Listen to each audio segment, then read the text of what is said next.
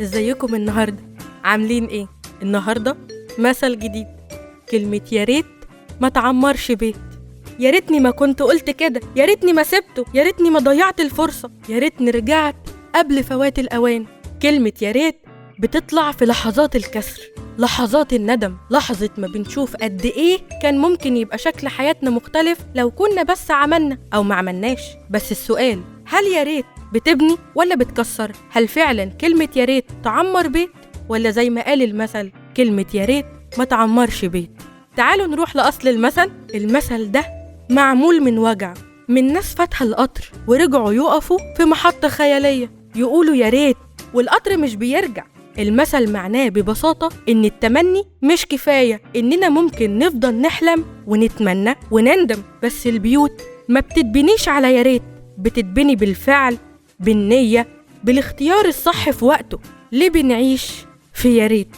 يا ريت بتحصل لما نحس إننا غلطنا، بس الغلط مش هو المشكلة. المشكلة إننا نحبس نفسنا في الندم.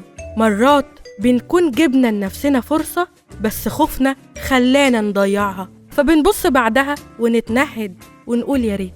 أو بنكون ظالمين حد ولما مشي نبص ورا ونقول يا ريتني احتويته. أو حتى بنكون سايبين نفسنا نكرر نفس الغلط ونفضل نقول يا ريتني اتعلمت من أول مرة. يا ريت كلمة بتوجع، بس الأخطر إنها مش بتصلح. هل الندم مفيد؟ الندم ممكن يكون مفيد، بس لو اتحول لفعل، لو بقى خطوة جديدة مش بس دمعة قديمة. في نوعين من الندم.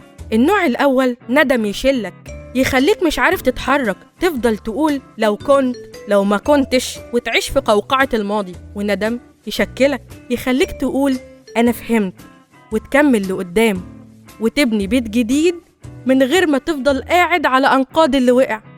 وزي ما متعودين بناخد أمثلة من حياتنا، تعالوا نقول بتقول يا ريتني ما صرخت في بنتي، بس بدل ما تحتويها تفضل تندب وتبكي وتفقد لحظة الإصلاح. أو شاب خسر فرصة شغل وفضل يلوم نفسه لحد ما بقى مش قادر يتقدم لفرصة تانية عشان بيقول لنفسه ما أنا مش قدها أصلا. أو واحدة سابت علاقة كويسة بسبب خوف، ولما راحت للعلاقة التانية كانت مؤذية بالنسبة لها، قعدت تقول يا ريتني فضلت، بس للأسف ما حاولتش تعالج نفسها من جوه عشان تختار صح بعد كده. تعالوا نقول رسالة حلقتنا، يا ريت مش هترجع لحظة، بس ممكن تغير اللحظة الجاية. لو غلطت سامح نفسك، لو اتأخرت ما تتأخرش تاني، لو فقدت حد اتعلم تحافظ على اللي معاك. البيوت ما بتتبنيش على التمني، بتتبني على إنك تعيش صح، تختار صح، وتسامح صح.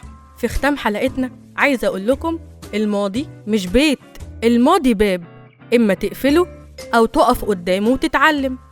استنوني الحلقة الجاية من حكاية مثل، ومثل بيقول لنا جات الحزينة تفرح ما لقت لهاش مطرح. هنفهم ساعتها هل فعلا في ناس مكتوب عليها الحزن، ولا احنا اللي بنحرم نفسنا وقت الفرح. كنت معاكم نانا جمال، وده بودكاست حكاية مثل. ما تنسوش تتابعوني على فيسبوك ربع ساعة عقل مع نانا جمال، أو انستجرام mind 1515. ولو بتحب تسمع الحلقة على يوتيوب تابعني على حروف مسموع. سلام مؤقت.